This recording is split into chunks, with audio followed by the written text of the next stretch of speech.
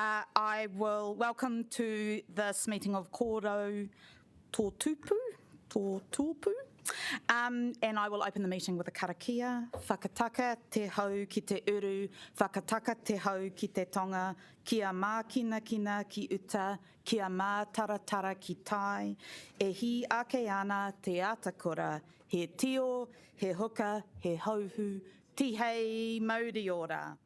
Tēnā koutou ka tōnau mai ki te hui o te Kōrau Tōtōpū Long-Term Plan Finance and Performance Committee e tēnei rā.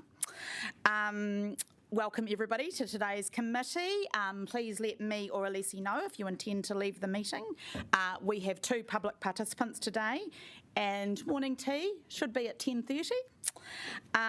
So we will move to apologies. Do we have any apologies? Sorry, I'll be leaving early, I think, on council business. Yes, Councillor Young, early departure. Any others?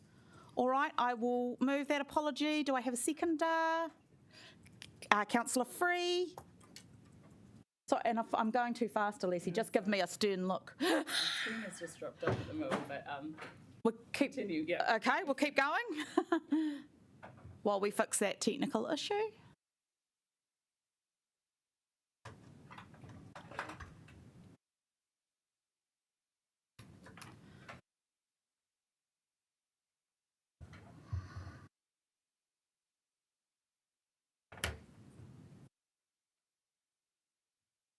I'd just like to let everybody know I have a new voting thing. Congratulations, colleagues. But I will be testing out the red, I think, a bit today.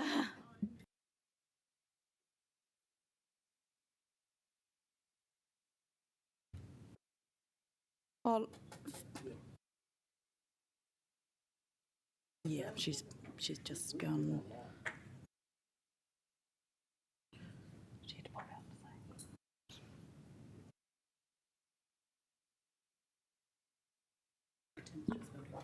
Okay, we're just waiting. Councillor Brown's online, so he's voting on this important matter.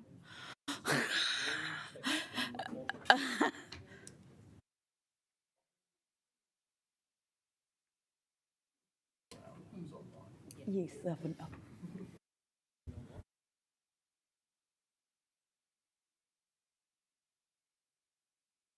I'm sure that's carried, so we might. That's carried, so we'll move on. Are there any conflict of interest declarations for this meeting? As there are none, we will go to confirmation of minutes. He whakakoto ana o te i te mōtini. I move the motion that we approve the minutes of this committee on the 23rd of February 2023. Do I have a seconder? Councillor Paul, thank you. And we'll put that to the vote.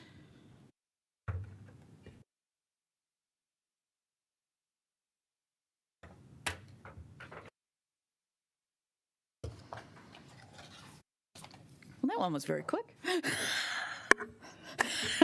All right. And there are no items not on the agenda. So we move directly to public participation. Know my DPAC, if you would like to come to the podium. You're speaking on behalf of road worn upcyclers, so you have 10 minutes, including time for questions.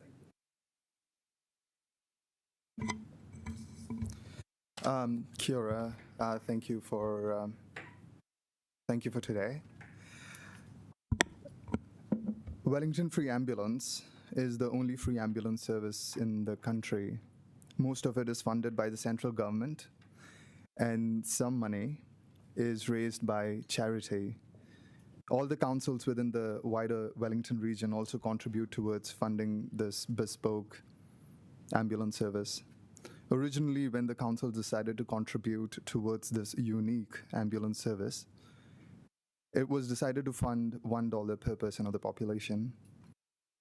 Wellington City Council contributes, as of last financial year, $99,059. But as of June 2020, Wellington City has a population of 213 50,000 people. In 2021, emergency ambulances throughout the region have cumulatively traveled 2 million kilometers, responding to more than 50,000 patients, whilst more than 150,000 111 calls were taken by emergency call takers. Wellington Free Ambulance's Specialist Search and Rescue Squad has responded to 90 incidents last year, while a one-of-a-kind co-response team, which is a team consisting of a paramedic, a district nurse, and a police sergeant, responded to calls involving people who were going through severe mental health crisis. It's first of a kind in the nation dealing with mental health crisis. And it's been called a game changer. The new joint initiative between Wellington Free Ambulance, in which they have teamed up with the police to attend to up to 60 incidences at Courtney Place during weekends, was a new initiative which was under Poniki Promise, which is also partly funded by Wellington City Council. Again, it has been described as a game changer by the police in terms of de-escalation and patient management. This initiative was born out of Parliament protests in which Wellington Free Ambulance was on the front lines with the police. Year on year, the workload is increasing incrementally, and COVID has put another spanner in the works. I realize that money is needed for infrastructure, arts, and housing purposes. But emergency service is a very basic service upon which other civil services should be based on, and not the other way around. I also realize that it's the council's position that funding Wellington Free Ambulance is and should be central government's responsibility. But since we decided to partially fund it, I am here to request if you could spare more than $1 per person per year. But if we decide that $1 is the most that we as a city can afford towards emergency care of our residents, then I would request you to do so. I was advised that a petition works better than public submission. So along with my submission, I have a petition here. I also realize that it won't be tabled today. I just want someone to work on it if possible. So while leaving, I'll give it to the officers. But I'm open to questions. Thank you. Councillor Calvert. Thank you, Deepak. In terms of the Wellington City Council's previous agreement for, or worked it out on $1 per person, what do you know the other councils in terms of what their contributions are? Do you know how they calculate what their contributions are? I believe every single council, including Greater Wellington, also does $1 per person.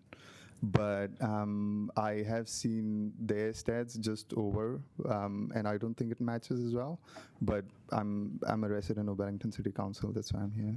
Okay, and I don't recall. We may well have had Wellington Free Ambulance themselves coming in, but have you spoken to them? Have they? Are you aware of anything that they're proposing? No, I'm unsure. Okay. All right, thank you. Thank you. There don't seem to be any other questions. Thank you, Deepak. Thank you. Thank you. Cheers. We're going to take a brief adjournment as the second submitter is not quite here yet, I believe.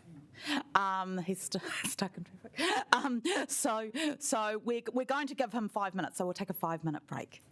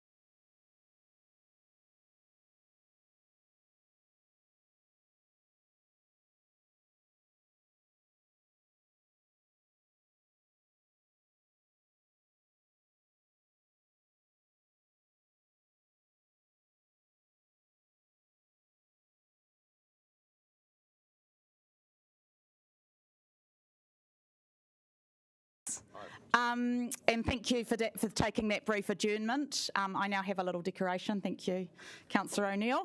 And I would like to welcome our second public participant, Richard Norman. Nau mai, haere mai. You have 5 minutes, including any time for questions. Well, good morning, councillors. This is, I'm very pleased to see you're taking action or proposing to take action on looking at the rates issue. And I'm going to describe some of my experiences with delving into the differentials of rates as a result of being involved in the development of St Peter's Church land, Victoria and Gussie Street corners. And my background in this area also includes work at the Victoria University in the School of Business and Government. And I think rates are one of the key issues in terms of encouraging the right type of density. And here's the site that I've been part of investigating development for over a long period. And at one point we had a consultant who described it as an urban sink fit only for warehouse type buildings. And we weren't happy with that and kept pursuing until we found the design, which you'll see there, which was the one that persuaded parish members, with the park in the middle, which we're paying rates for, which I think is not a great signal on the part of the council. But there is the, many of you will have been there for meetings, and this is part of changing that part of the city. Now, just one of the key factors in this was the Victoria Street project, and I think that signals how important it is for council to take on big infrastructure developments, because that helped trigger, I think it was some 13 million, helped trigger 600 million investment by the private sector, and I've listed some of those buildings up there. This is an area which is full of asphalt, and there've been plan after plan going back 20 plus years of greenery. It hasn't happened, and part of the reason I think is it's too easy to keep land in grey asphalt. I mean, just look at that site there. Ours is one of the few green spaces. There's one council park nearby. And rates are effectively a subsidy for land bankers and car park operators. And this is the calculation I've done on our building. Close to 300 per square metre is the return in rates, as opposed to down the road, 30 per square metre for car parks which have had no effort put into them at all. Wilson Parking in those instances just clip the ticket, and a great cash flow. And other sites here which show the impact of large areas of land which could be effectively used for accommodation of housing and other city amenities are woefully underused. They're full of car parks, and look at those rates levels. About eight times, or the St Peter's example gives you the rate benchmark. And I found a valuer who was also very interested in this area, and there's our basic conclusion. So there, councillors, stay with it. This won't be an easy route, but I think you need to target those rates and focus on the inner city. That's where it matters most. Councillor McNulty. Hey, thank you very much for the presentation, Richard. So if we were to limit the scope of this review to only looking at the differential between commercial and residential rates and development contributions in very limited circumstances, we wouldn't address any of these fundamental issues that you've raised to us today. How do you mean? Sorry? So there's discussion about limiting the scope of this rates review to not look at efficient use of land. So if we were to do that as a council, we would not be able to address any of the material issues you've raised today. Would that be fair? Well, I don't know the detail of what you, I haven't explored the detail of your proposal, but I'm saying this is the fundamental issue. Yep. Don't waste your time on a review unless it tackles the subsidy for land bankers and car parkers. Excellent, thank you. Councillor O'Neill. Kia ora. Thank you, Richard. I'm interested, this is not a new idea, and I was just wondering if, in your experience and research, if you've seen other economists in New Zealand from the left or the right talk about this kind of idea. Well, the Productivity Council's raised it. I think that's, this is not a left or right issue. And Wellington did have a land banking, a land-based rates value until 20 plus years ago. Rates based solely on land value also have problems. Michael Fowler used that very successfully to bowl a number of buildings which should not have been bowled. And so I think you need to focus on the areas where the asphalt dominates, and it's too easy to just run car parks and run a cash surplus. One last quick question from Councillor Young. Hi, Richard. Thank you. What is your view on buildings that are left empty? For example, the big building next to the Embassy Theatre and Reading Cinema, for example. I would hope you'll find the right lawyer to go and find the right legislation to go after them. I think they should be paying at full land value rates. Thank you so much. We're out of time, but I really appreciate you taking the time to come in. We found that very useful. Thank you. All right, we will now move on with our agenda. And speaking of which, we now move to the ratings policy review. Nau mai Andrea Reeves ki te horo i te kōrero. Andrea Reeves is going to come to the table and give a brief introduction, and we can have questions. Morena. So the purpose of this paper is to, in effect, highlight and seek agreement from the elected members on the approval of the rating policy review. What it does is it captures the resolutions that historically have been made by elected members in 2022. It also captures some of the work that we've identified through the workshops that were held in the 15th of February session with you all. This is going to be an iterative process. So while we have a resolution to do a comprehensive review, the intent is that we workshop with elected members the different elements that have been identified as having been a concern. And then we will bring and model information so that you can look at that and you can make decisions based on the modelling. That is, we've got a couple of workshops already planned for that. If we need to take more workshops, that is certainly the intent. We are also planning formal consultation on this. It is an important matter that many ratepayers and many other members of the community will be interested in and want to express a formal view on it. So there will be a formal consultation. However, we want to have open lines of communication as we progress this piece of work as well.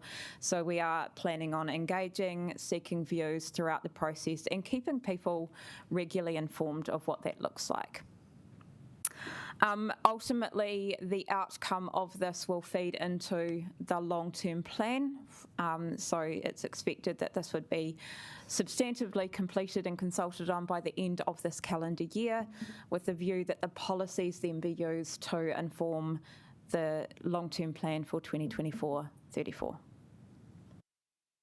Thank you, Andrea. Obviously, we've had a Q&A session already this week, but I would like to invite if there are some extra questions from councillors. Now is the time. Councillor Bennett.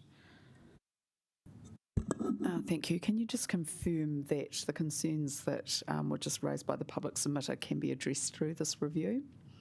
So that's part of the scope of the review. So we certainly will look at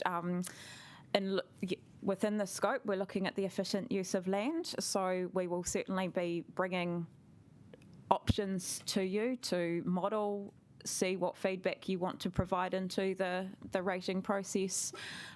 You know, when we model things, you may identify unintended consequences of that. So that's why it's going to be that iterative process. Councillor McNulty.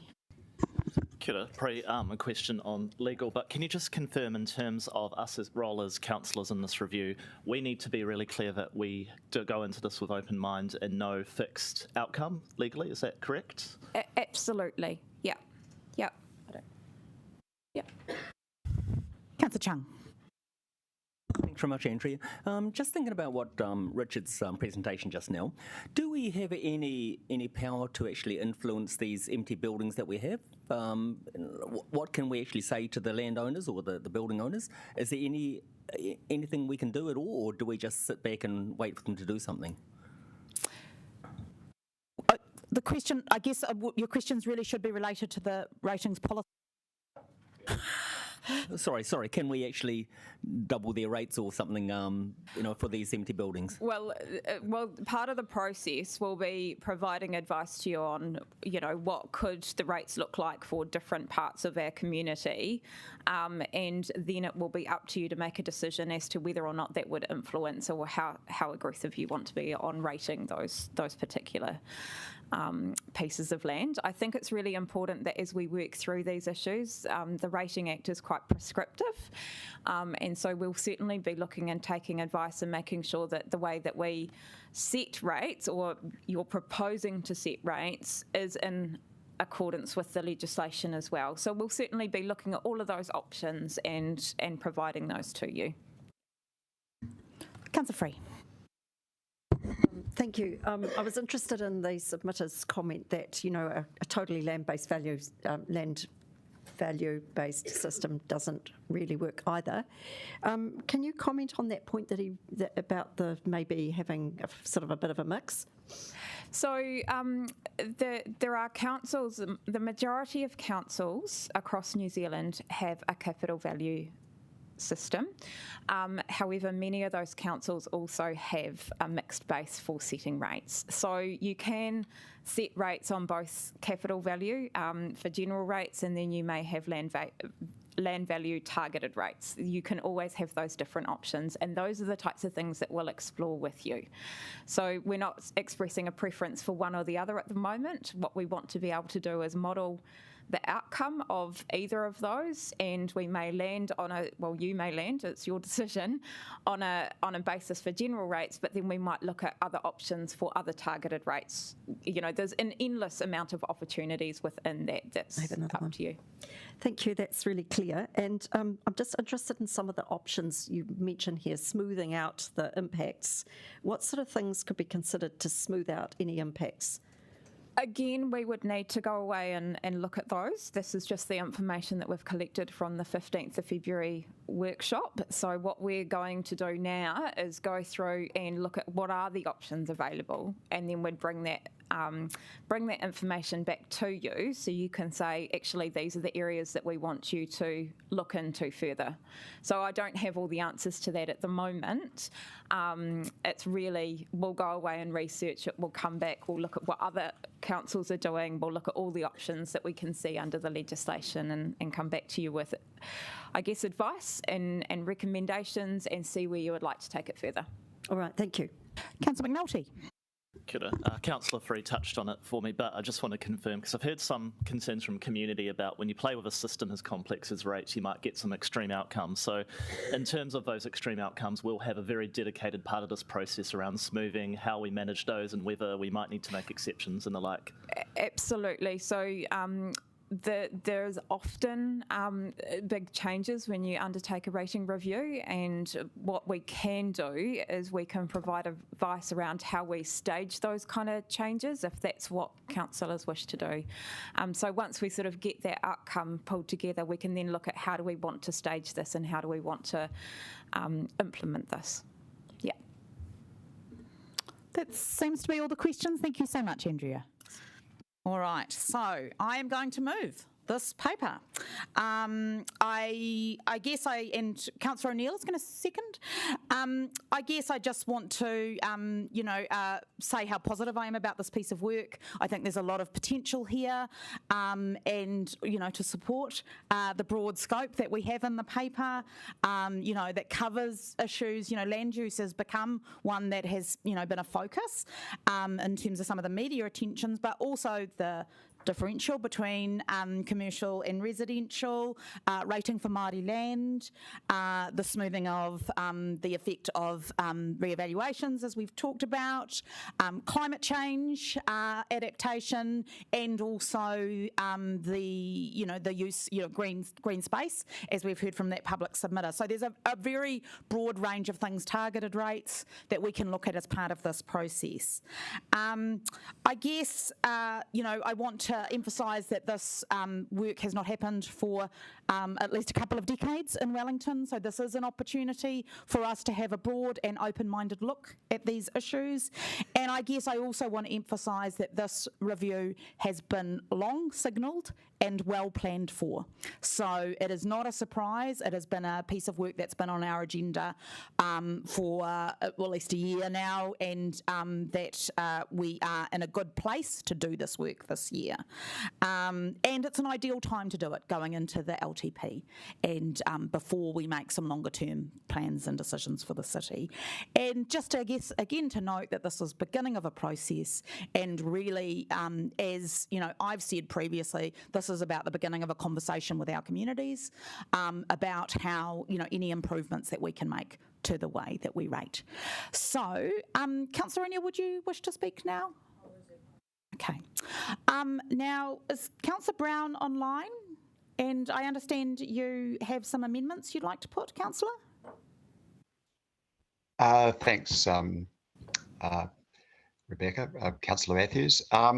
No, actually, I withdraw my amendments. I unfortunately wasn't able to attend the Q&A session earlier in the week because I was not in Wellington. And actually, I was particularly impressed with Richard's submission, and also Andrea's. So there were a number of details about the paper which I didn't really like, and I felt that it was going to be a sort of a noisy distraction in a year when other things were going to be more important. But I'm actually persuaded by what I've heard that this is a good idea, and I'm happy to support it as it is at the moment. Thank you so much, Councillor. Would anybody else like to speak? Councillor Young. So just very briefly, I am concerned about the number of these conversations we're having with our communities, because I think they are getting laryngitis, because there are so many going on. We've got the district plan hearings, we've got the open spaces, we've got 2 cycleways, we've got traffic resolutions, reimagining Toiponaki, Frank Kitts Park and the Whare Malai, Kilburnie Park master plan, annual plan, long-term plan, and now they're going to have a rates review. I support what we're trying to do, but it's just like, these are residents' associations, people who pay the rates. This is not their main part of their lives, and I just think we're putting another imposition on them. And I think we have to start saying enough conversations. But I mean, let's have this conversation. But after that, just say point of order, no more conversations. Would anybody else like to speak? Councillor O'Neill. Thank you, Chairperson. It is a real pleasure to second this paper. I know that it's highly anticipated by our community. I just wanted to note as well that we've had some really excellent early engagement with mana whenua that's indicated a high interest in the rating policy as well. And just to pull out that I'm particularly excited about the 2 councillor resolutions and looking at the land-based rates system. A colleague of mine, Tony Randall, likes to say that there's no such thing as a free lunch. Well, hey, Tony, there's no such thing as a low-value piece of land in a housing crisis. There are several cities around the globe where land rates have been considered, and in the city of Pennsylvania, this helps grow the rating space through investment so that the council then had to raise rates less so in the future. And for my colleagues sitting around the table, I'm sure we can appreciate when a council can save a bit of money on rates. There's really, really strong uptake and good notions that looking at land-based rating systems drives more jobs into the economy. It drives the development of useful ways to look after our land, including green space and high density. So I'm very excited about this rating review. And I just wanted to thank, in particular, the Chair, Councillor Wineta, Councillor McNulty, and a few of my other colleagues around the table for working on this diligently. Thank you. You invoked the name of Councillor Randall, and he now wishes to speak. So, yes, you're absolutely right. There is no such thing as a free lunch. And the rates review is actually a classic example of how we need to work out how to divide up the lunch around the table, if I can segue in there.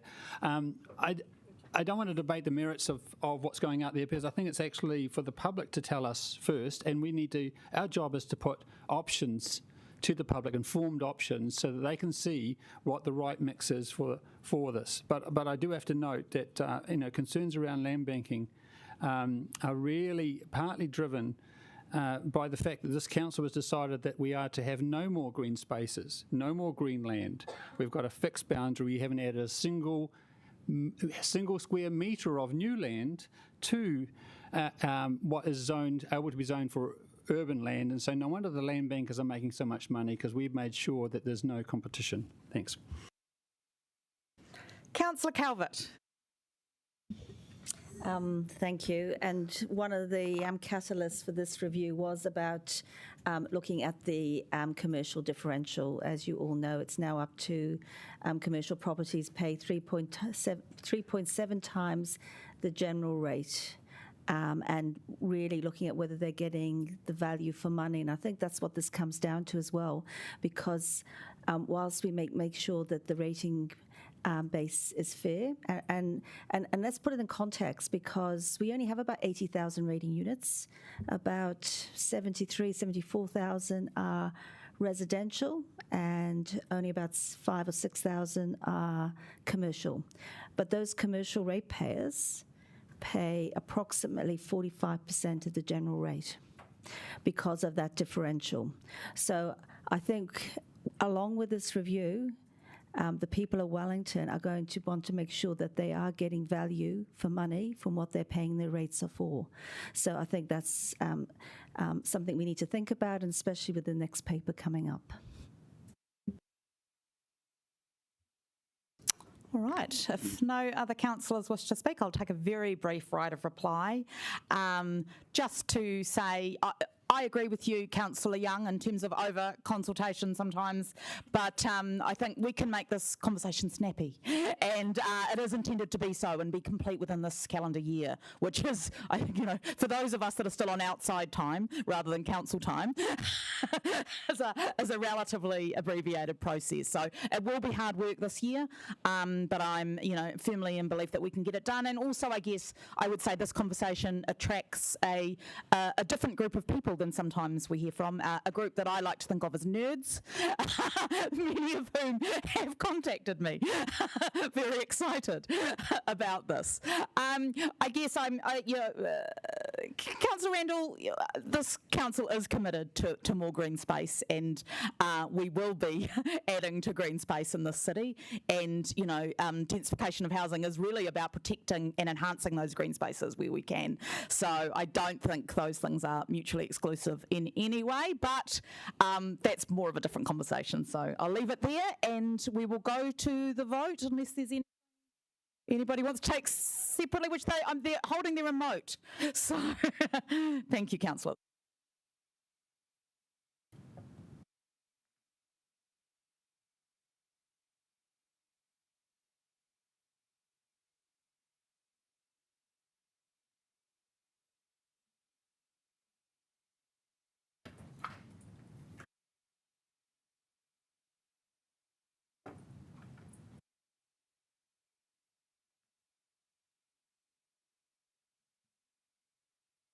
Thank you. That has passed unanimously. Exciting.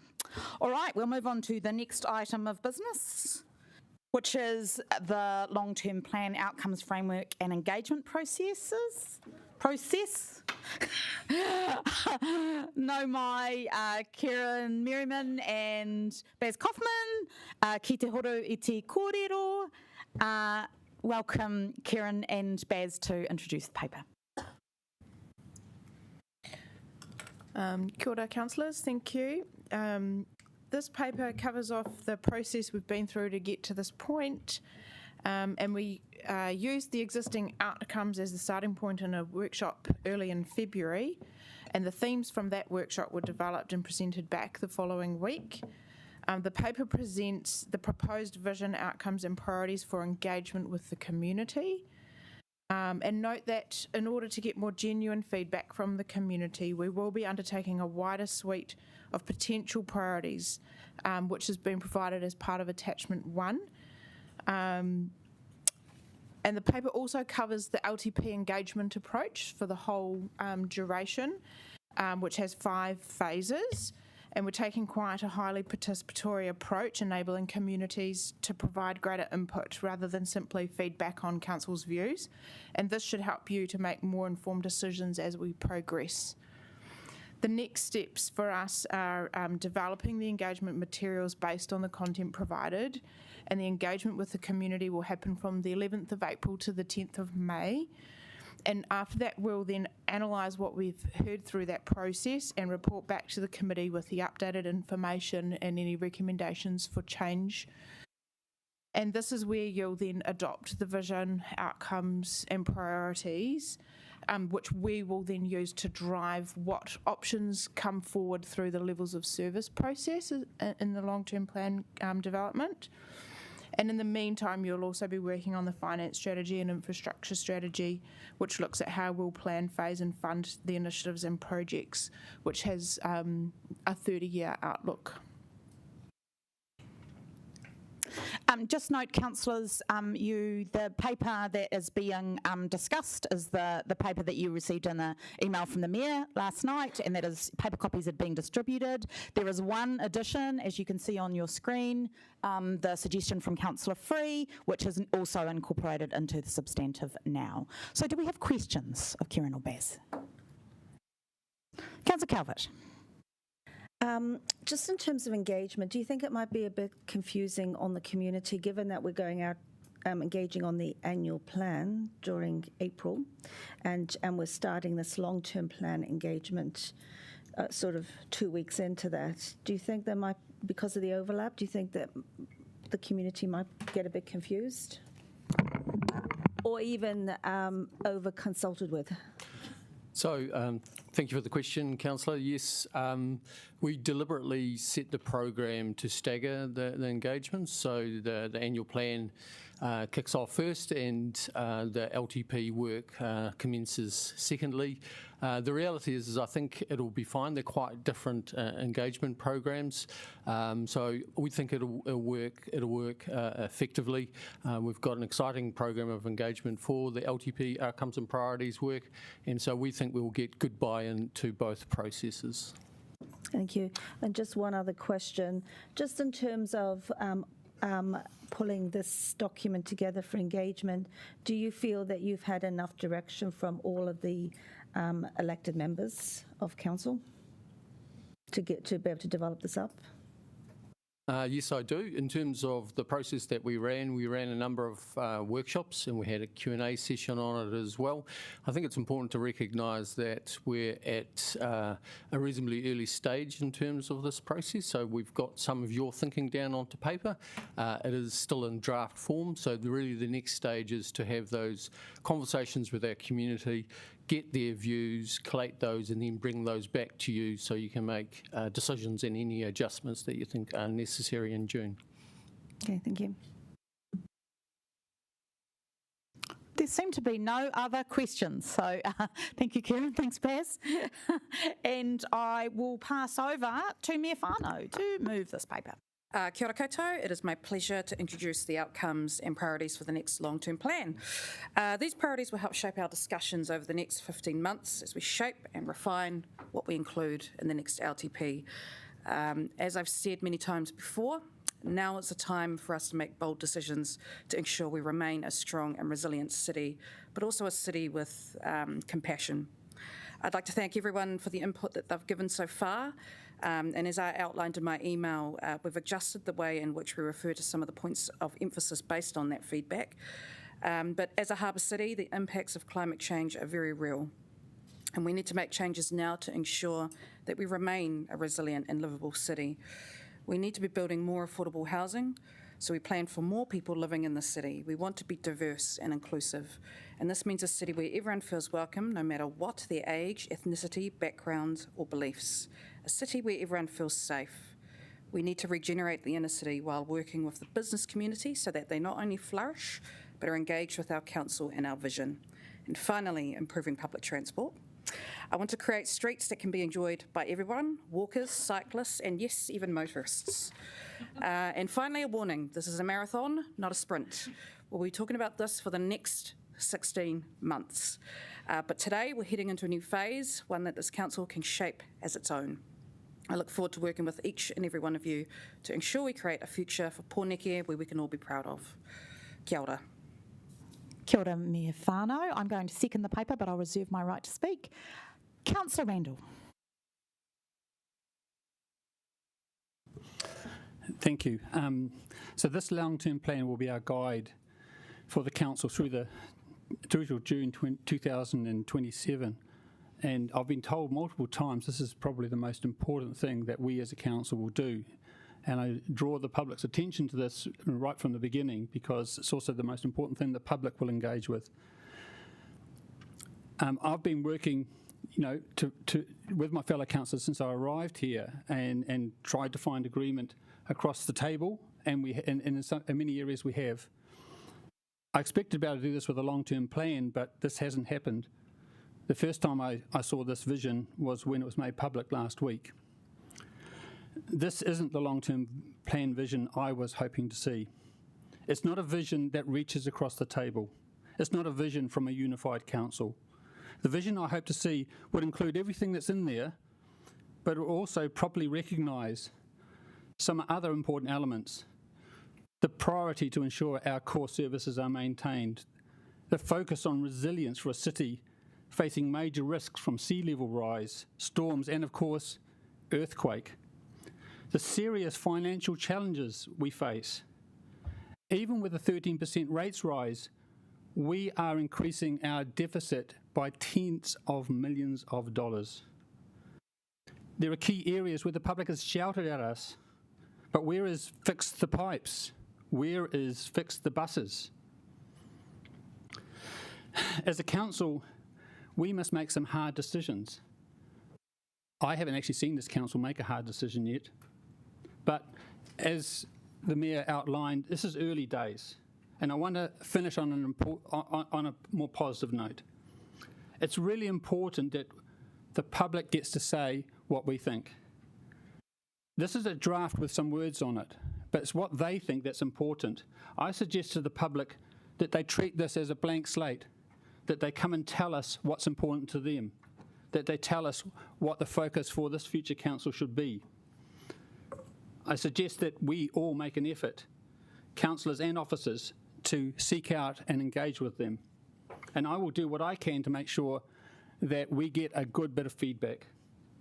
This long-term plan will be our guide for the city through till June 2027. If we do not get a plan that is clear, balanced, and sustainable, then I fear by 2027 will be Wellington City absolutely, positively broke. Councillors, is there any other councillor that wishes to speak? Councillor Free. I actually also wish to move another amendment. Councillor Pennant and I worked on a vision statement. We were invited to actually give feedback, and we worked quite hard, and we came up with a great vision statement that actually included things like, and I'll read it out to you, a city fit for the future. Te Whanganui Atara Wellington honours Te Tiriti o Waitangi in everything we do. We are a resilient and climate-safe capital of impact, creative, inclusive, with prosperous businesses and communities and flourishing biodiversity. Now, I actually thought that was a really, really great statement. I hand it to Councillor Pannett, who's very good at wordsmithing things. I thought it was far more an across-the-table statement than the one we've got. I'm seriously disappointed that we haven't had a chance to have this work done in councillor-only time in a strategic session. I was gutted to read that our officers had bought our vision, and that the vision consisted of a bald little statement with something like landscape in it. I mean, I just couldn't believe it, and I can't vote for it. Scenery it was, and I just can't vote for it. I'm sorry, and I've now asked if this can be taken separately, the vision from the rest of it, because I cannot vote for this vision. It's not inclusive enough. It's not, you nailed it, Councillor Randall. There's really important things that we need to fix in the city, and our vision must be about looking after the basics as well as these aspirational things and making sure our city thrives and succeeds in every aspect, and this vision isn't enough. And I'm embarrassed to put it out for the public. I'm sorry, but that's where I'm at. So I'm moving, if I may, I will bring it up to you. We'll take an adjournment while you go. Do you have a seconder? I'm sorry, I only just thought of this because Do you have a seconder? I'm hoping Councillor Panel said. Well, I did read it out. But we'll Okay, so we have a seconder. We'll take a 5-minute adjournment while we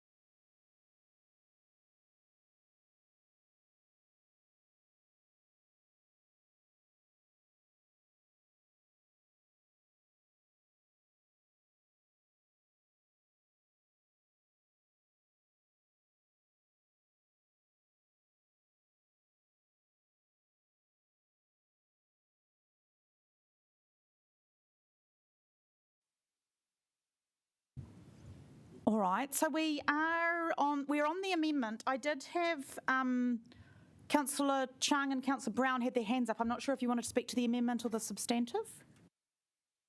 Oh, yes, sorry. Yeah. Do you want to speak now, Councillor Pennant? Okay, great, thank you. Thank you. And look, I'll be brief and only need to speak once. I do want to thank the Chair and the Mayor for the work that they've done on this. I very much appreciate the Chair's style. Very efficient. And look, Chair, I did say I wouldn't move anything, but I just do want to support my colleague here. Look, I think a lot of this stuff is what I've advocated for over 20 years, and so I really believe in it. So I want to really thank everyone who's worked on that. It inspires me, and I will do everything I can to realise it. But I guess Councillor Free and I did have a discussion, just trying to just raise it up a little bit, make sure that we brought all the aspects of our city in, about their creativity, about being inclusive, about making sure that businesses do work and that they are prosperous, but in a green way, of course. But to be clear, this is just a very, very first draft, and I think the documents are still in that draft phase where we need to do some more workshopping and thinking and talking with each other. We're going to have a strategy session, which will be really good for bringing out those ideas, and I'm really keen to hear what other people have to say. I think it's going to be a really interesting process. I know everyone comes from some really great perspectives. So, I mean, even some of the wording I suggested, which are in now, let's just a first go. Like, it actually does need some more work. So I think let's continue the conversation. That would just be my encouragement, that we just do keep talking about it. I think it's going to be difficult to engage the city. I don't think my experience is that people generally don't get excited about strategy documents. What they get excited about, well, okay, except for some of us geeks, okay, we have done it, but most people will be like, if their local swimming pool is closed down, or the library hours are shortened, or the rates are too high, that's the kind of thing that tends to get people quite excited. So I think that's just really, with stakeholders, with mana whenua, of course, being the most important, it's really our job to do some of that deep, hard thinking, and then to bring people in. But in seconding this, I don't want this to be seen as a criticism of the leadership around this, because, like I say, compared to what this was 10 years ago, this is a massive advance. It is so huge. It is, again, what a lot of us have fought for. And so let's keep those conversations going. I mean, you won't be surprised. I want this really tough on climate. This is the most important thing. But I just have this great confidence with all the constructive approach from councillors that we'll get to something really amazing. Kia ora. Just a warning, I will start putting the timer on. I think that wasn't over 3 minutes, but I think it's just a good practice, and I won't be awful when 3 minutes is up. I'll just say something gently. Councillor Chung, just to confirm, are you speaking to the amendment or the substantive? Great, off you go. Right. Thank you very much. As many of you know, I've been meeting with constituents for the last month or so, and I've been meeting them with every area in the Onslow Western Ward, and I've been getting their feedback, and their issues are actually immediate issues. They want to see the city fixed. They want to see the problems fixed. They're not so interested. They say that, yes, we like to have a vision. We want to see Wellington become a more exciting place. We want to see these things, but first of all, we've got to fix the problems. We've got to address those first, and that's what's worrying them. Not so much the niceties and the things that perhaps the scenic things and the things that make Wellington look more beautiful. We've got to get the potholes fixed. We've got to get the pipes fixed. We've got to do these things first. We've got to address the slips. So all these things are the things that they're worried about. Thank you. So succinct, Ray. Thank you. So, Councillor Brown, my apologies. I think you've had your hand up for a while. Are you wanting to speak to the amendment? So which amendment? You mean Sarah's amendment? Yes. Yep. Okay. Okay, off you go. Thank you. Sure. Well, I would just 100% endorse everything that Sarah said. I think there's a context that we are actually putting the vision statement out, which is the extremely low rating that the people of Wellington have for the Wellington City Council. Not that we've done this year's survey, but And I don't believe that the vision statement as it's currently on the table would in any way enhance our mana in the community, because it basically avoids or misses most of the things which people in the community are interested in. I think there's another factor that we need to be extremely cognizant of, and that is the very difficult financial circumstances of the city. And this goes to Tony's point. We're not only in the process, I mean, the rates increases that we have looked at was 66% over the last 5 years, as at 2024, which is large enough in its own right, but we're on our way to doubling the rates in less than a decade. The debt of the council is approaching $2 billion. As you're aware, with the sludge minimisation facility, we're adopting off-balance sheet financing because we've effectively run out of debt capacity. And the cost of money that is going to impose on us is going to be somewhere between 7 and 9%, which is really junk bond type level. So I think these are all things that we need to actually take into account in our vision statement. So I'm definitely supporting what Sarah is putting up, and not very happy with the current draft. Thank you. Thanks, Councillor. I just want to check in with councillors. It is 10:30. Shall we keep going with the amendment and then take a morning tea break after that? All right. So, Deputy Mayor Foon. Kia ora, and I would like to thank Councillor Free and Councillor Pennant for bringing the amendment. I did have the privilege of reading Councillor Pennant's wordsmithing last night, and I actually think it is good, and it captures, it is stronger. But what I want to do today is, I think that for me, this is our chance to go to the public, and that they should be the ones to bring back to us what they think the vision is. This is an early draft, and it's about enabling them and for us to go through the process to get to where we need to land. So I would like to continue with the process that we're on, but I do thank you both for bringing it.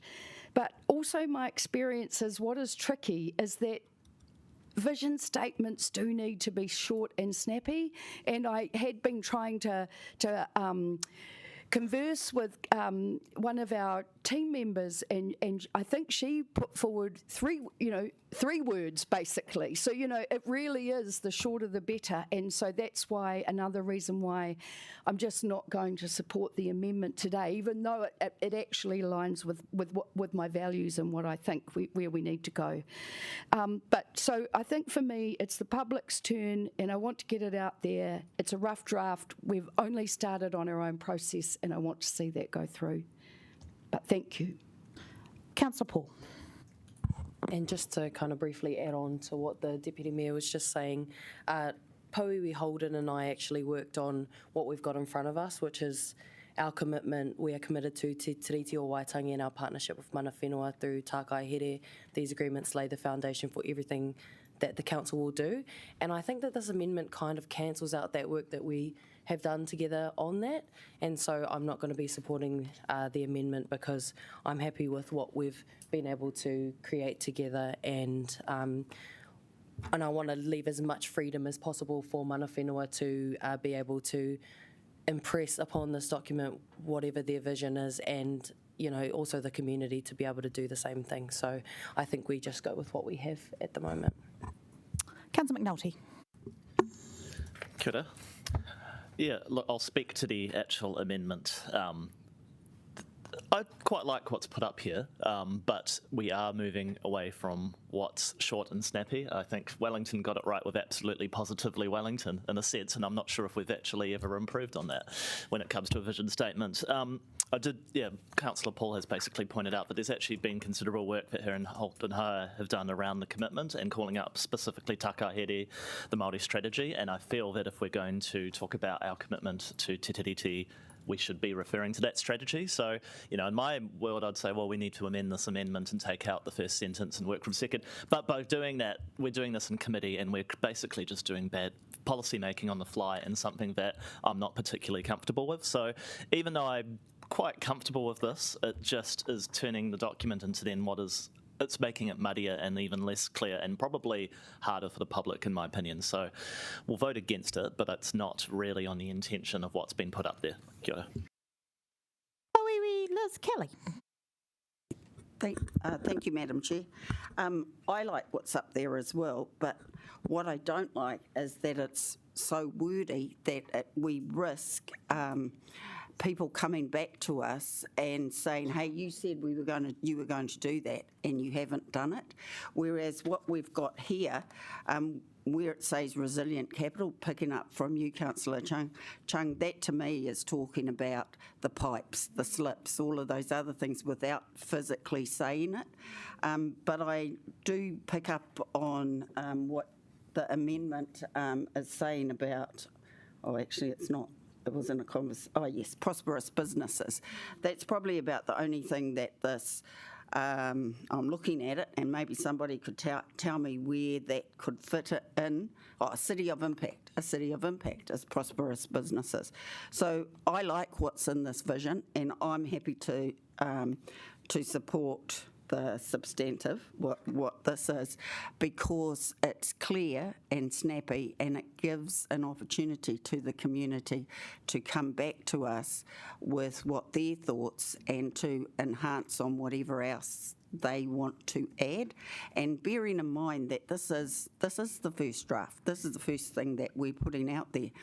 But Councillor Free, I don't have any problem with what you've said there, but it is really wordy, and for me it's putting us at risk of maybe getting into trouble later when we haven't said what we specifically said. Whereas the way this is written, with the words that it's written, it can mean all of these other things. That's my view. So I'll be voting against the amendment.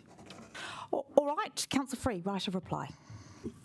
Well, thank you. I had to try, and it's actually a bit gutting to be told that we have really no opportunity to impact on this, and we did our best. Now I find out other elected members have had more input into this than the rest of us.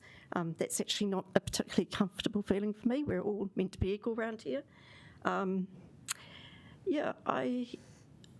I don't think that this, I'm sorry, but I disagree. I do not think this vision statement hits it accurately enough for me in terms of the really fundamental problems that we're facing. And I agree that perhaps the one we put up, because we've been doing this in a rush, doesn't hit it either. And I didn't realise there was a conflict with the things we've said about the Treaty of Waitangi overlapping or impacting on the other statement about our commitment. But I do think that there hasn't been enough work done around the table on this matter. This is a foundational document that we're sending out. It should be the best we can do. It's all very well to say the community can have input, but we start off a base where we actually do our best work and put it forward, and that hasn't happened. Our strategy meetings and planning meetings have been cancelled. We've barely had time to talk about much as a council, and this has to change. I'm really, really disappointed in this, that we're going out to the public with this. I'm sorry, but that's how I feel. So anyway, I hope you'll support it. I don't know how many people will, and I hope we'll have a further good discussion on the substantive. Okay, we'll put this amendment to the vote.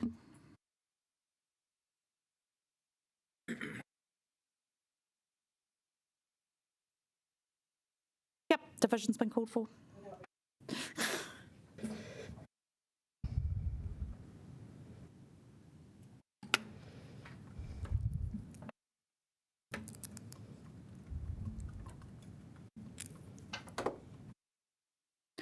That's lost. We'll now break for morning tea, and we'll come back. It's one, actually. Oh, sorry. We were voting on the amendment. Sorry. Oh, sorry. So, Poiwi has pressed the wrong button, so that is lost. So, one person has corrected their vote, as has often happened here, and we obviously, if people have pressed the wrong button, we allow them to correct the right button, and so that has been lost.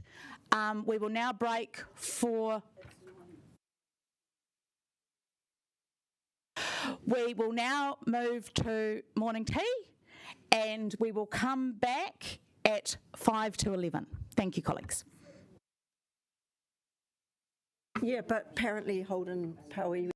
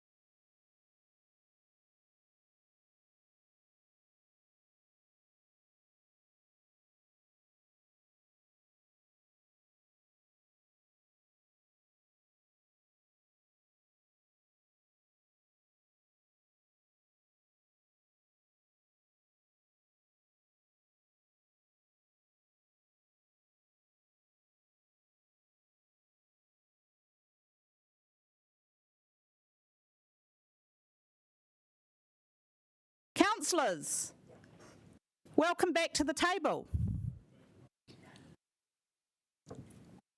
I see you, Deputy Mayor Foon. I see you, Councillor Young. I see you, and I'm happy with what I see. Right. Now, we will move back to the debate on the substantive for the long-term plan outcomes, framework and engagement process. Do I have any other speakers? Councillor Calvert. Thank you. Look, I appreciate this is going out for the community to have a say.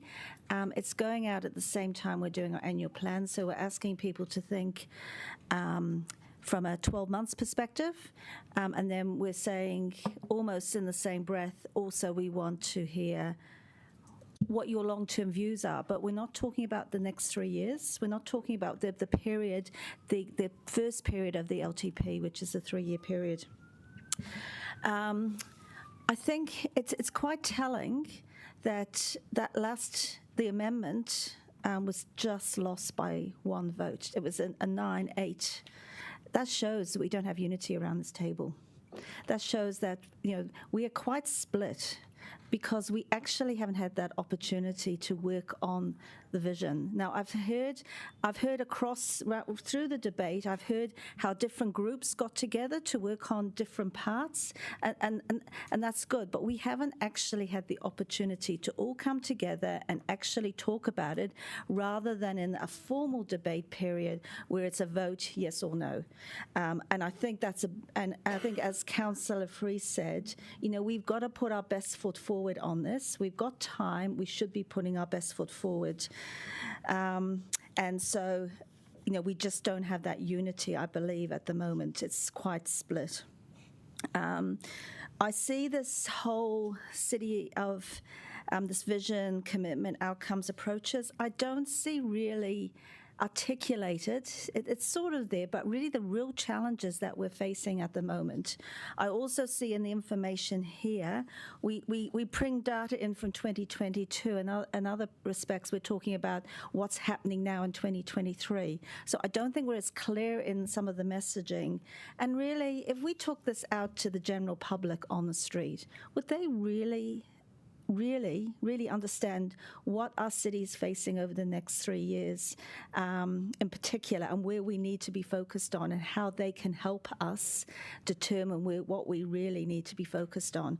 And I don't think we can. I mean, you've got, and some of the wording may change, but it says here, these are the topic cards that can be used for community engagement on the priorities. And if you look at them, it's very policy corporate speak. I just don't know whether, and I've been through this process before. I'm not convinced that we have actually been able to connect with Wellingtonians from all walks of life, and businesses as well, as Councillor Free also touched on. So look, I am not going to support this because I think we need to do more work. I think we need to do more work as a council. We won't get everyone agreeing. I mean, we all know that, but we should be very comfortable in at least 3/4 of us going out on something so fundamental to the people that we serve, the 216,000, I think now, Wellingtonians and businesses. Thank you. Deputy Mayor Foon. Kia ora, and no, you're right. It was never going to be all of us agreeing at this point, but I believe that we will, and we will get to that point, and that's why we're starting the process now. I am really pleased that we are reviewing the vision, because it was something that I was really pushing for in the last triennium. And so this is an overjoy, as Councillor Pannett said, that we've even improved on the last vision statement that we had. And what's most important to me, so that we are a city that's good for business, resilient, creative and vibrant, that we are unique in the world, and that's what this vision is about creating better business opportunities, better economic outcomes, better well-being outcomes for our city. We're quivering on process. We should be working together to make sure that we're taking this to our community to get them to feedback, and that's what this is about. It's a starting point. It's not right, but it's not wrong either. Come on, let's do it together. Kia ora. Councillor Young. Well, some of you may know my intense dislike of the word vision, the mystical awareness of the supernatural, the act or power of perceiving imaginative mental processes. It's horrible. You know, I think visions are for drug users and religious zealots. But putting that to one side, you can tell I was raised as a Catholic, can't you? Putting that to one side, Wellingtonians have made it very clear that they think the council doesn't listen, and this long-term plan proves it. The city is facing its biggest crises in my lifetime, and the LTP really doesn't address it. And whilst, yes, we're going out for consultation, I just think that by not acknowledging it up front, as I've said before, we appear to be like Emperor Nero fiddling while Rome burns. I endorse everything Councillor Randall and Councillor Calvert has said. We need to recognise up front the huge issues the city is facing, financial issues, infrastructure issues, and not have, religious trances. Amen. Councillor Penevitz. I'm in a state of shock at the moment, but I'll get over it. No. Actually, yes, I am. But I went to an Anglican school. Anyway, what I'd like to make a number of comments. So essentially I sit in the middle of the road with most of the things I do and can be moved back and forth a bit. So I did come in here thinking, yes, I can see the value in this long-term plan statement and document. And slowly I've swayed in the middle. And where I'm sitting at the moment is to vote against this particular plan. And there's a number of reasons for that. And I think they've been echoed quite well by Councillor Free, Councillor Pennant, Councillor Chung, and Councillor Randall. I'm not so sure about Councillor Young's one though, but we can have that discussion later. And the reasons I'm looking at that is because I do think it's very important that the vision comes from the top. And if we send out a document now, which we can't unify on, and we don't have to agree on everything, then we're sending a message that we should have done more work. And that's what I think. We should have done more work on this. And I think we still can. And I think we can get to a point where this document is something that we're all happy with. Not all completely happy, because we need a bit of creative tension within what we do here. But I think there is potentially more work that can be done on this. And I know we're really early in this process, but we have a session next week. We can have further sessions on this, and I think we can refine it to be in a better state than what it currently is. So I'm not saying it's completely wrong, but I'm not saying it's completely right. Thank you. Councillor Chung. Thank you very much. A vision is actually a very interesting word, because it's one of those words that means something different to everyone. So whoever you speak to, they have a different idea of what this vision is. I've been asking my constituents about what their vision of Wellington is. What do they actually want to see here?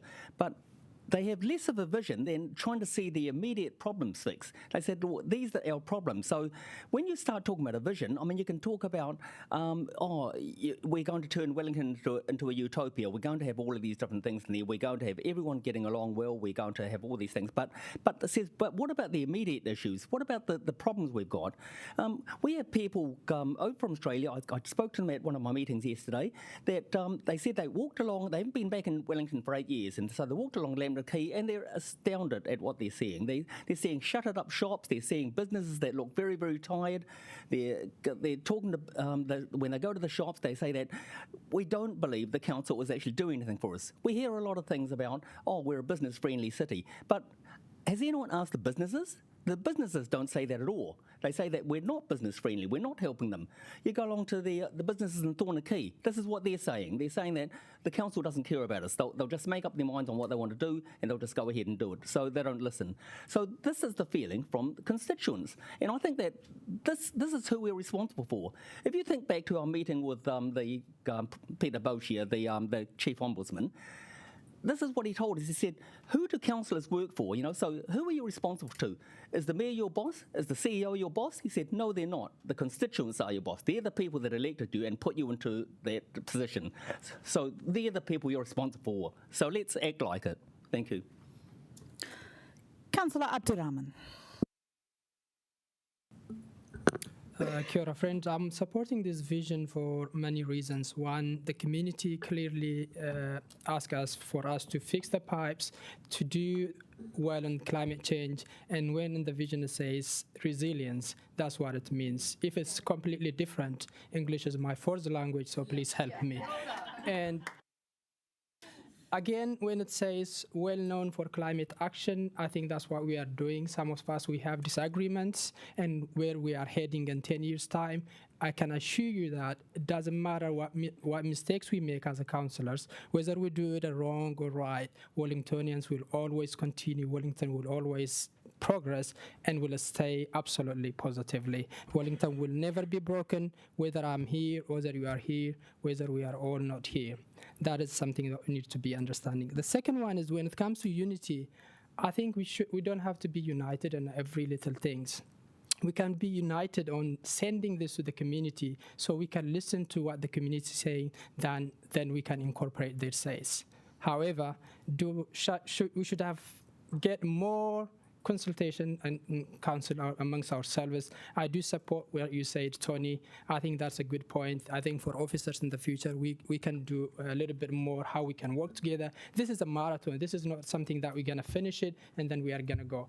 As a councillors as well, we got 3 years together. We can't be dysfunctional. I think we are united. We are still laughing together. We have our differences. That's what we need. And I support this vision. Thank you. Councillor McNulty. Thank you, Chair. Look, I'm broadly comfortable with what's in front of me. I'm really pleased with the addition of value for money into the approaches. That's something for me that's going to be a real number one priority in how we synthesise all the projects that come through.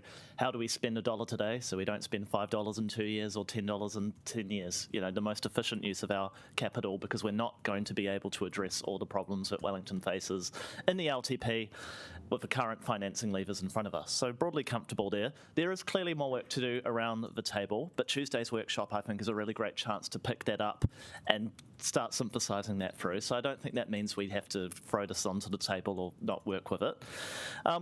We've talked a lot on the vision statement, and I guess having spent a long time in corporate and having heard the word synergy used unironically too many times in too many meetings in my life, I'm actually very sceptical of vision statements. When I look at stuff like this, I go to what's the actual doing? What's the priorities here? And that's what's through.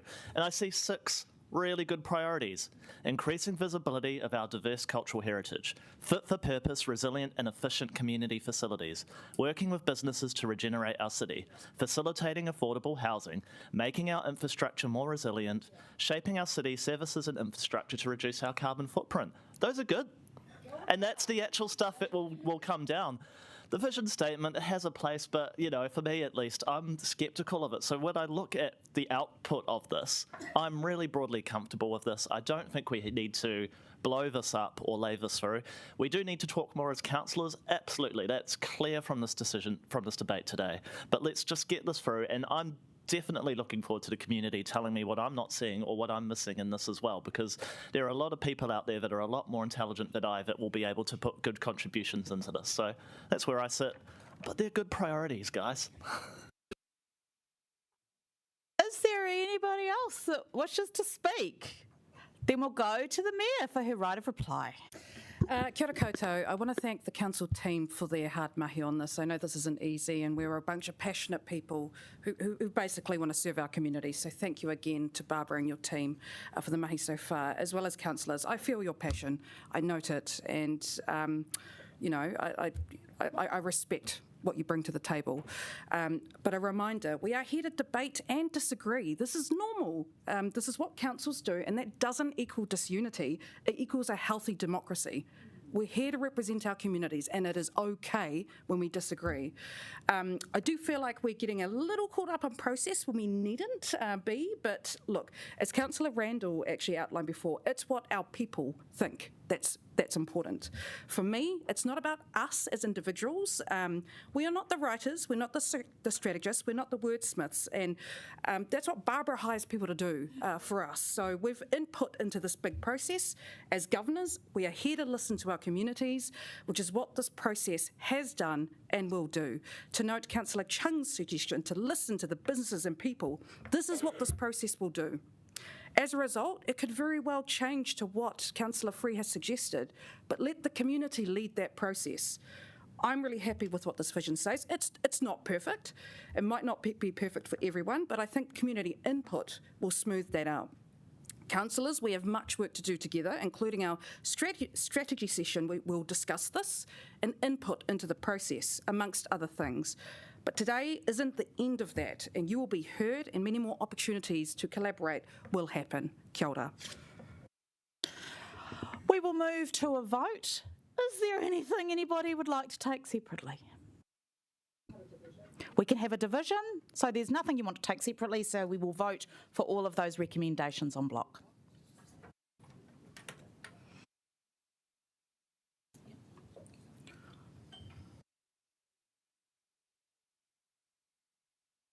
Yes. So we'll do everything but 2 to start with. Is that okay?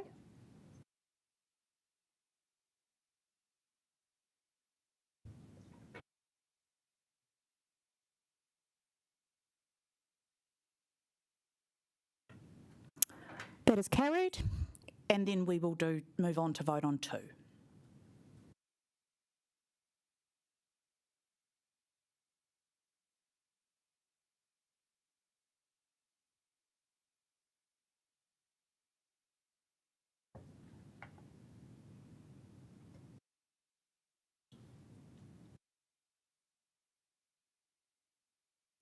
That is also carried.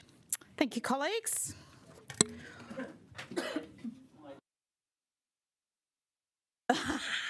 We'll change that for you. We're good like that, Ray. I think you just did that to make Holden feel better. All right, we'll move on to the adoption of the 2023-24 annual plan, community engagement and supporting information. No, my Baz Lloyd, Paul. And I will pass over to you to introduce the paper. Good morning, everyone.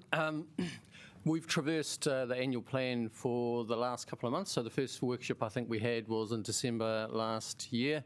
Since then, we've come together on a number of occasions through workshops to go through the budget.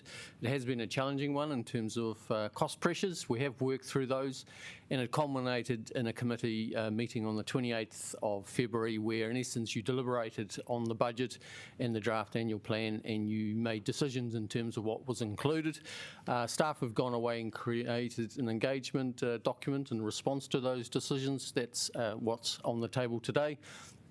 Next steps in terms of going forward from here is that we go out and listen to the community. So we've got an engagement document, we've got an engagement website, we've got a range of tools, and so we're looking forward to joining you and having conversations with the community on that draft budget. That then all comes back in terms of community views through April and May. We'll do all the analysis on the feedback, and then we'll get back together in terms of a workshop and bring final decisions to you in late May. And final adoption and striking off the rates then happens in late June. So that's kind of the process. We're about halfway through. The interesting bit is about to start in terms of working with our community and hearing back in terms of what their views are in terms of where we've got to. We'll leave it there. We'll take the paper as read and happy to take questions. Councillor Calvert. I just want to clarify something. If when people want to give feedback, do they have to use the council prepared form or online, or can they submit in by email or whatever they want in a letter? Yeah, we'll take it in any way which they can give it. Okay, thank you. It's counted the same way. And it's counted the same way? Yes, of course. Thank you. It looks like there are no other questions. Thank you, team. So I pass over to the Mayor to move the paper. Kia ora again. It's my pleasure to announce the start of public engagement on this year's annual plan. Purpose of this engagement is to ensure Wellingtonians understand why we made the difficult decision to propose a 12% rates increase. This is an opportunity to hear from them about what they think of the work Council plans to do in the coming year. I know things are tough at the moment with the cost of living, climate impacts and world economy, but as I harp on about, we must invest to build a resilient city of the future. Otherwise, it will only get harder and more expensive. One of the things we've included in this consultation is better support for ratepayers facing hardship. We have had a robust debate around this table, and now it's important that we listen and hear what people and our constituents have to say. Finally, to the public, I would encourage you to participate. The Council wants to hear from you. And details will be available on our website soon. Kia ora. I'm going to second, and I'm going to reserve my right to speak, but just briefly get the kudos for the fact that I reserved my right to speak at the last one, didn't actually take it. Is there any debate?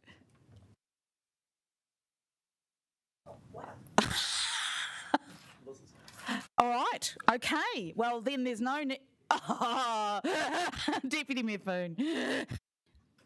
Yeah, I just want to acknowledge that officers are bringing back a clear direction on the carbon credits, and I want to acknowledge Councillor Brown for looking at that, and that as a team, if we can find a way around there. I mean, personally, I've got no problem with putting up landfill fees, but, you know, it is an issue. But, yes, I just want to acknowledge the work that has been done by Councillor Brown and by officers to undertake to bring back good recommendations for us on how we proceed forward. Kia ora. All right. If there's no debate, we will move to a vote. Is there anything that people would like to take separately? Holds their breath. Okay, we will go to a vote. Thank you, colleagues.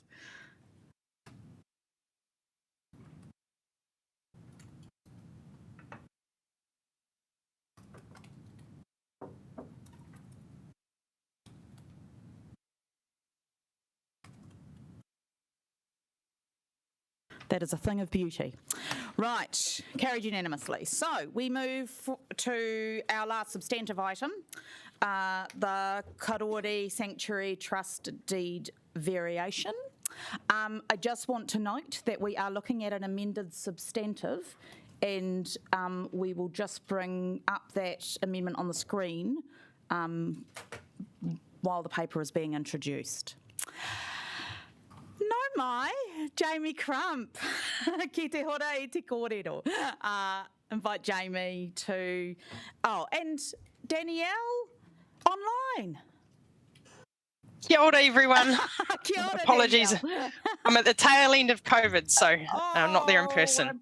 I'm so sorry, and all the best for your full recovery. I will you. pass over to you to introduce the paper. Kia ora, tēnā koutou katoa. This paper seeks the consent of the Council to the variation of the Karori Sanctuary Trust Deed. An independent review of the governance structure of the Karori Sanctuary Trust was undertaken last year, following a directive from Council as part of our Statement of Expectations process to ensure governance best practice. This review included legal advice in the trust the legal advice in the trustee that it be modernised to ensure that it's fit for purpose and in line with current legislation. The trust deed can be varied with the approval of the Karori Sanctuary Trust Board and the consent of the guardians of the sanctuary and the consent of the council.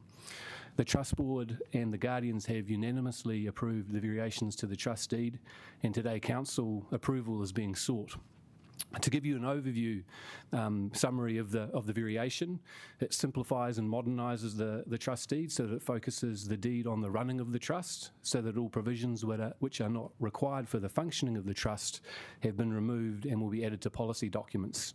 This includes references to things like patrons, honorary members, committees. Other changes include amending rotation of the trustees to prevent bunching of the trustees coming off the board in any 1 year, providing council with the unfettered authority to appoint trustees subject to maximum limits which are unchanged, providing for electronic communications including board meetings as a result of the COVID restrictions we've seen, compliance with the Trusts Act 2019 and the Health and Safety at Work Act 2015.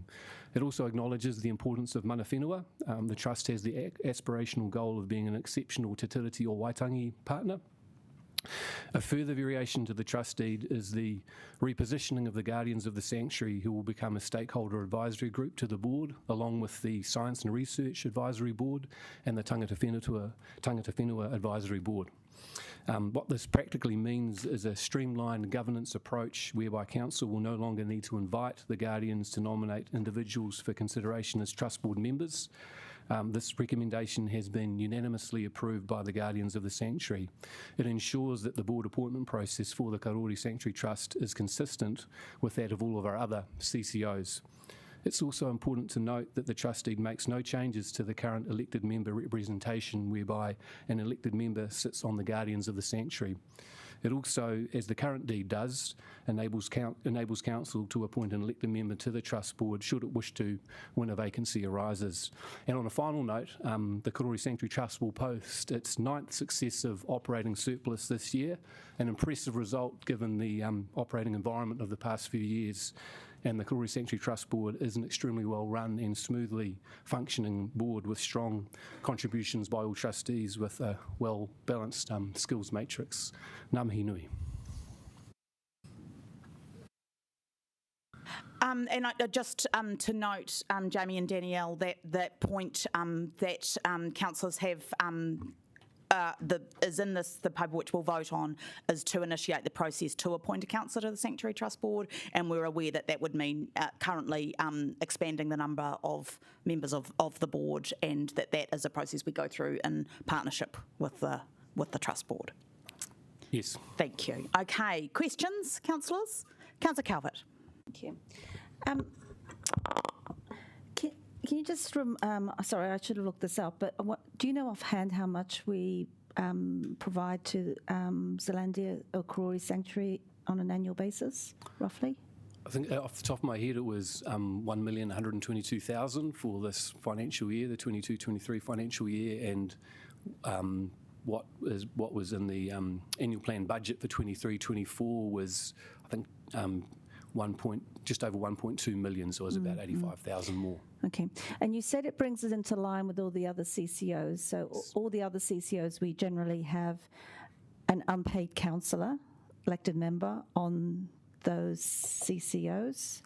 So you would be, would that be the normal expectation that we would have now a councillor or elected member on this particular board, just like our other CCOs?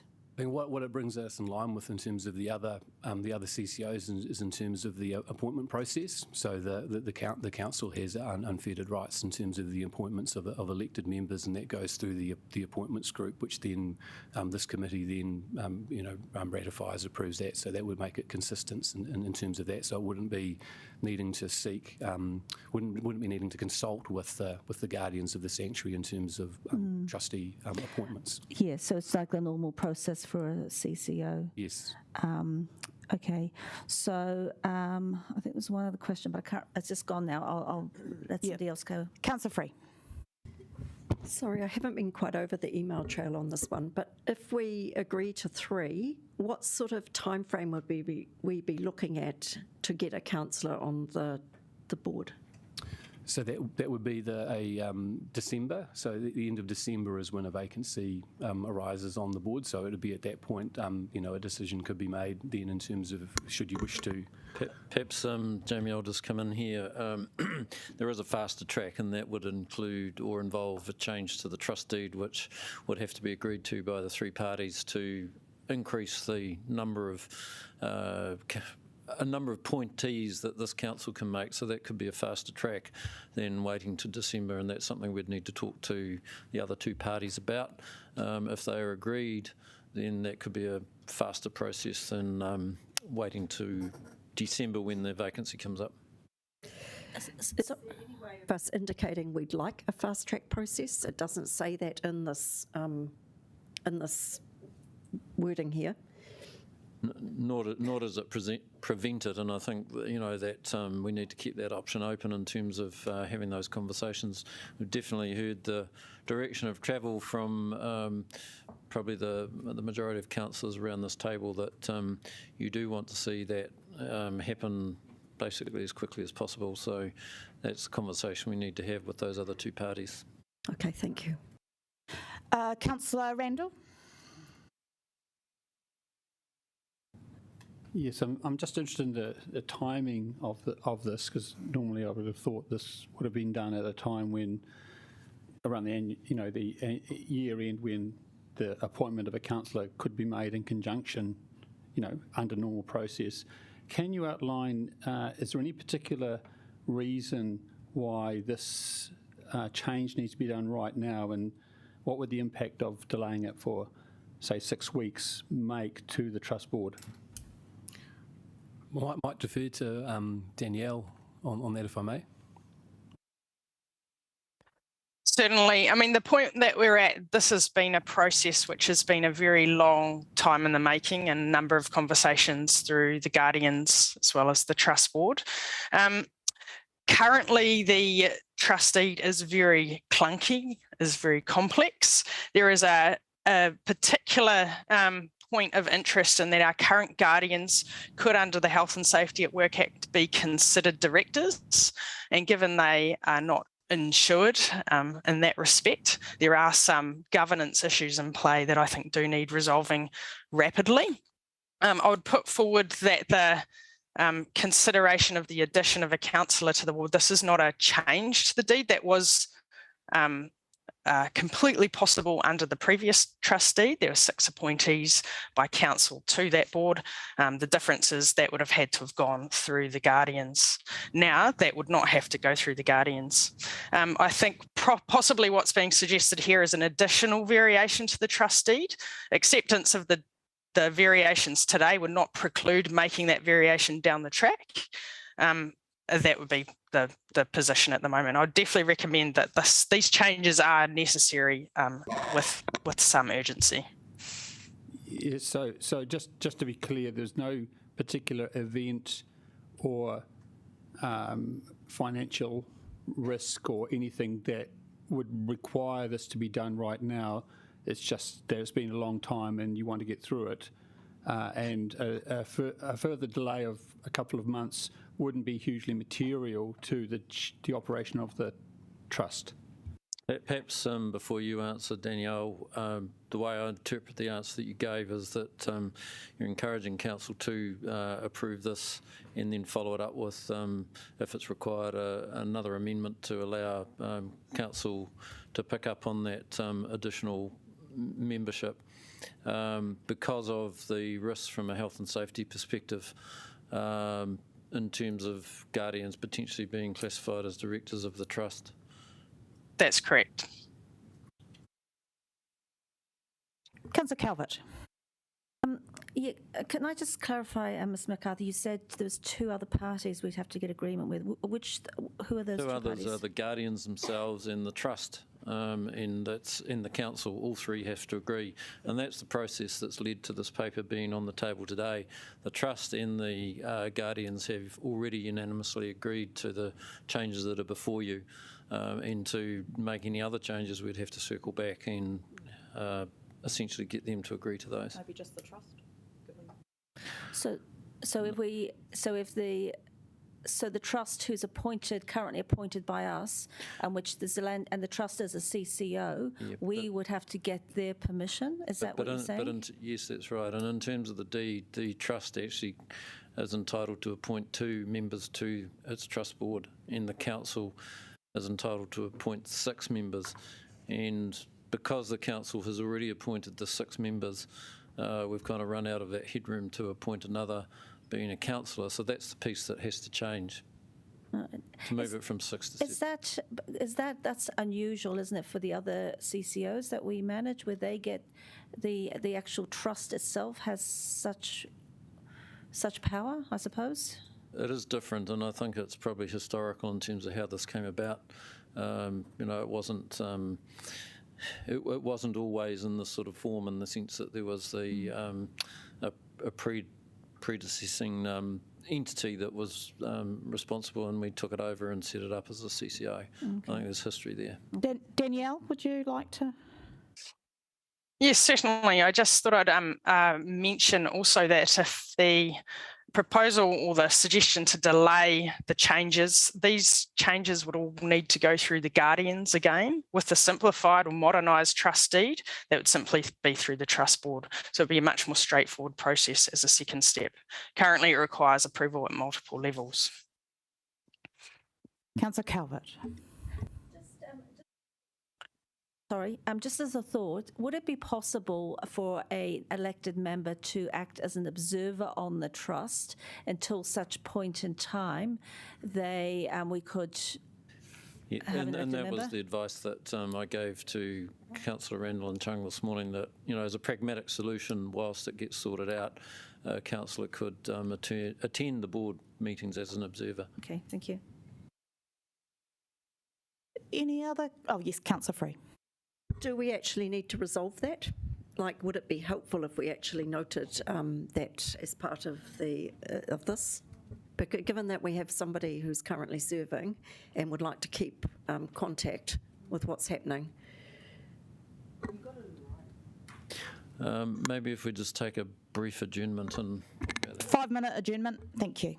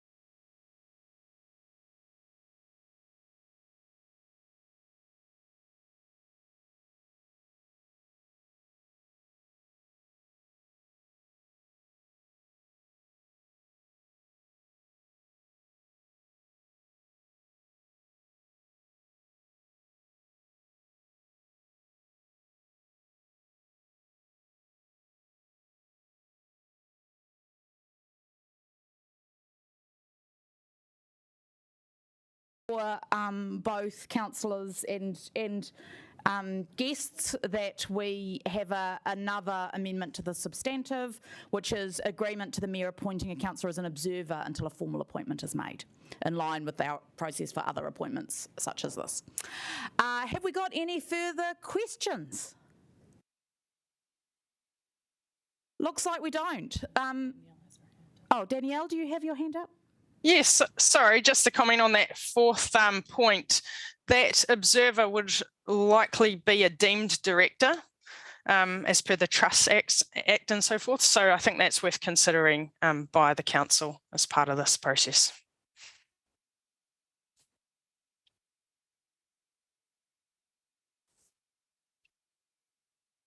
Work through those issues and report back if necessary. Right, so no more questions? We still have to move and debate the paper. I'm sorry, Liz. We don't have to, but we do have to move it. I would like to invite Councillor Chung to move the paper. Thank you, Jamie. Appreciate it. Thank you. This has been discussed extensively. It was discussed extensively at a meeting of the Guardians last Friday, and we've talked about it significantly amongst the councillors since then. I agree that it actually makes it. It makes the whole process at Zealandia a lot simpler. But I have to say that this Guardians issue is actually very, very different from any other organisation that I've been part of and I've been director of. It does put an extra element into any decisions that are made. But my understanding, and looking at what the Guardians' objective is that it keeps the trust on true to the values that they actually made originally. And so what they do is that they look at the decisions that the trust have made, and they say that, does this actually fit in with what the intent of Zealandia was when it was established? So the understanding and how I interpret that is that, so you have an input into the decisions that the trust makes. So you can say that, yes, you agree with this or you don't agree with this because it doesn't fit in or does fit in. For example, if the trust decided that, they wanted to have a tui farm or something up there, then the Guardians can say that, no, that's not the intent of what the trust was actually set up to do, what Zealandia was actually set up to do. So they do have this input.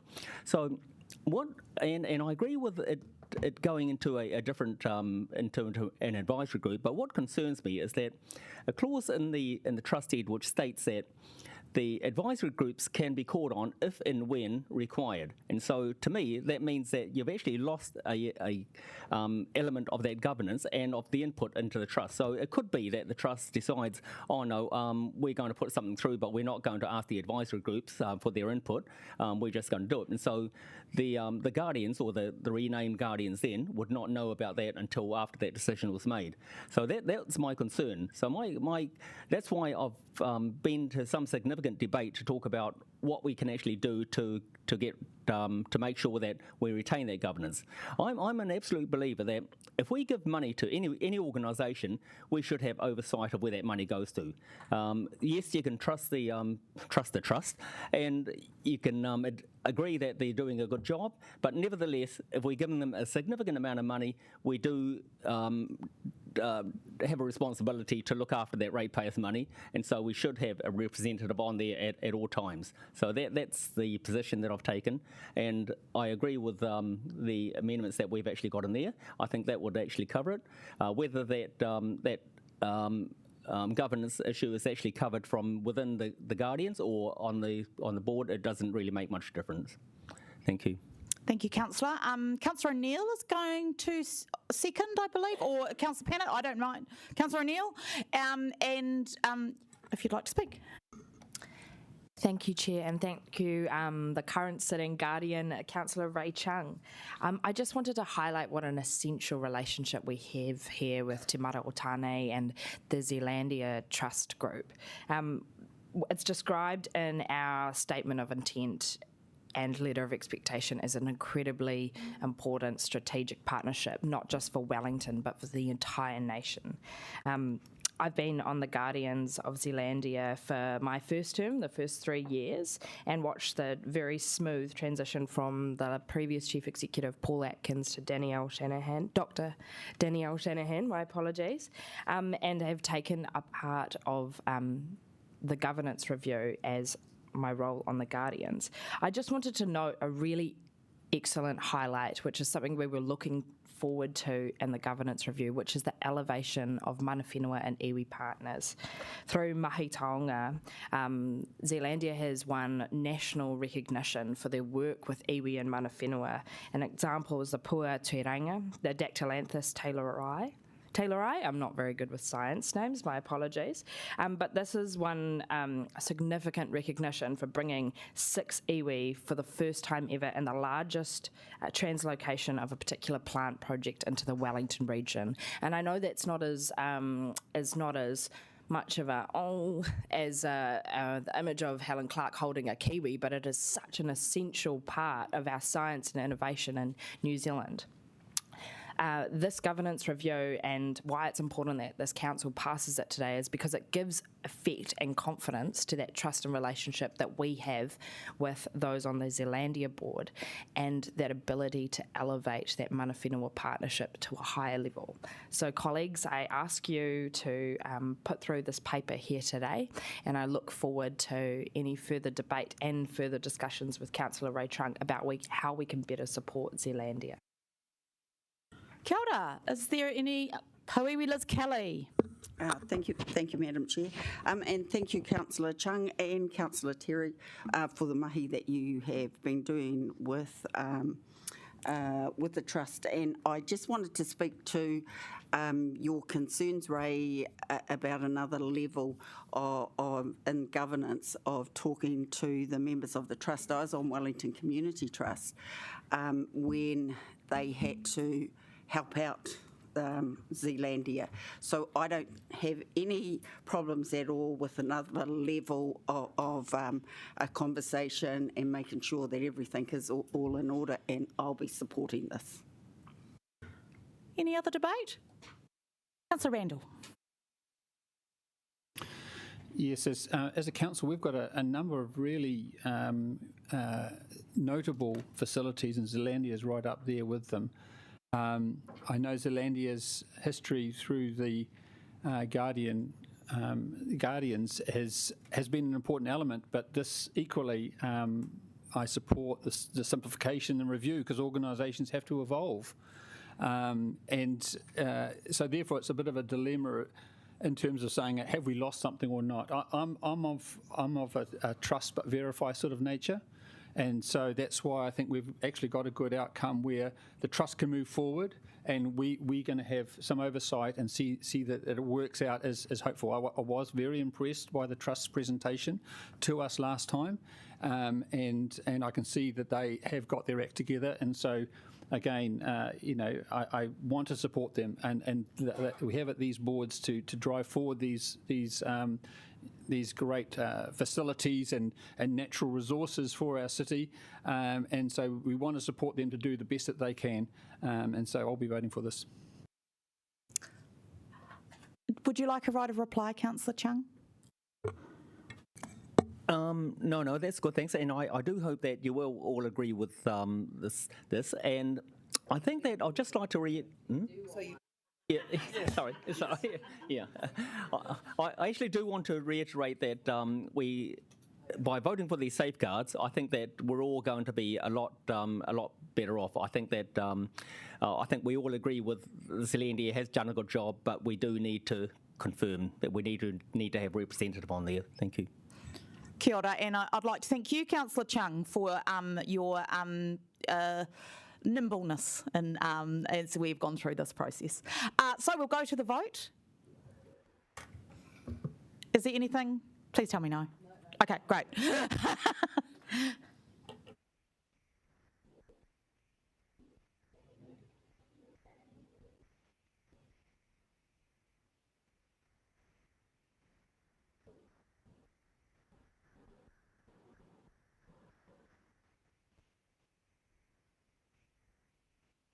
Beautiful. That's unanimous. Thank you, colleagues. We now move on to actions, tracking and forward program. I suggest we do them together in the interest of efficiency. Stephen? The only thing I'd add is that on the committee meeting on the 29th of June, there should be another dot point, which is setting the rates, which is the tandem with the adopting the annual plan, setting the rates. But I think I've talked about that before, but I'll take it all as read. Any questions? There don't appear to be any. I will move that. Can I please have a seconder? Councillor Paul. Goes to the vote. Oh, sorry, Councillor Brown. Are you there? Sorry, I can't see you because you don't have your camera on. Oh, exactly. I'm being very discreet. I just wanted to make one comment about the last topic, if I may. Sorry, you didn't pick up my hand last time round. I just totally agree with everything that Ray said, and I think we should be applying this to Wellington NZ as well. The idea that it's the organisation that we provide the largest amount of money without any council representation on the board is frankly completely wrong in my view. So I'm pleased with what happened with Zealandia, but I think we should be applying similar logic to Wellington NZ. Now you can go back to the agenda. I'll let you off that time, Tim, and thank you. And we're going to the vote for those actions, tracking and forward program.